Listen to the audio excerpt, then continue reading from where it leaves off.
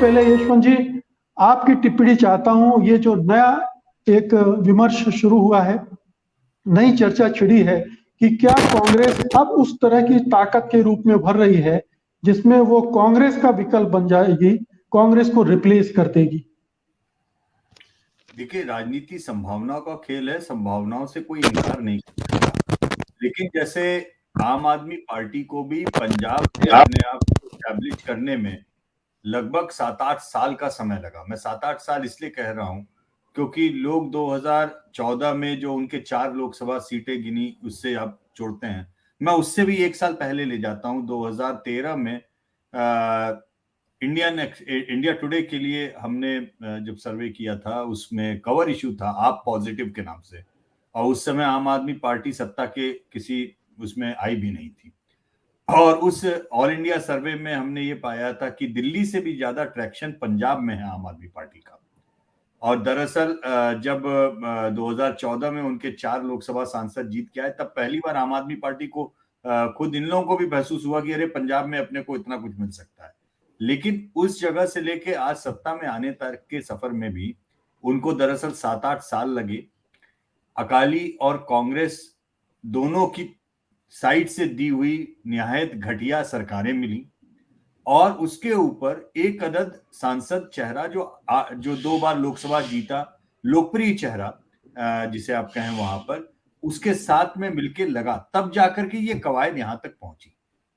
मैं ये बातें इसलिए कह रहा हूं क्योंकि ये रातों रात कुछ हो जाएगा, रातों रात कोई आप विकल्प बड़ी चीज हो जाएगा, ये राजनीति में चीजें ऐसे रातों रात होती नहीं है। उसमें हर चीज का एक समय होता है।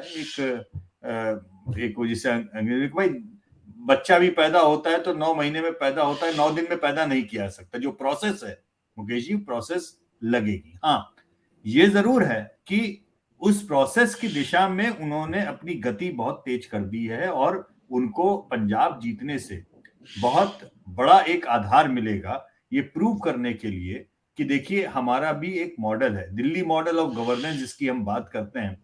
नरेंद्र मोदी जी के गुजरात मॉडल ऑफ गवर्नेंस के ऊपर ही उनका पूरी पतंग उनकी चढ़नी शुरू हुई थी।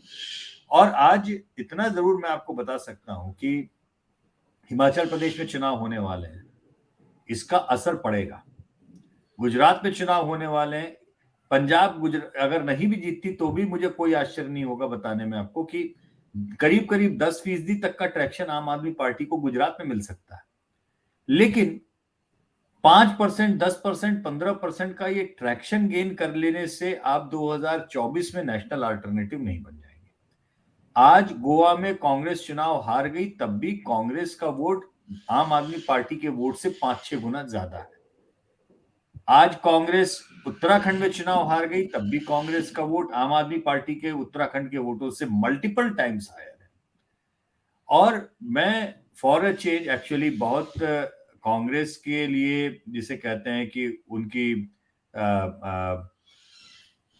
मतलब उनकी ऑबिचुअरी लिखने वालों की संख्या आज कम नहीं है, लेकिन मेरा अभी भी मानना है कि देश में बीजेपी के खिलाफ राष्ट्रीय स्तर पे सबसे बड़ी पार्टी जिसका बेस अभी भी है वो कांग्रेस ही है।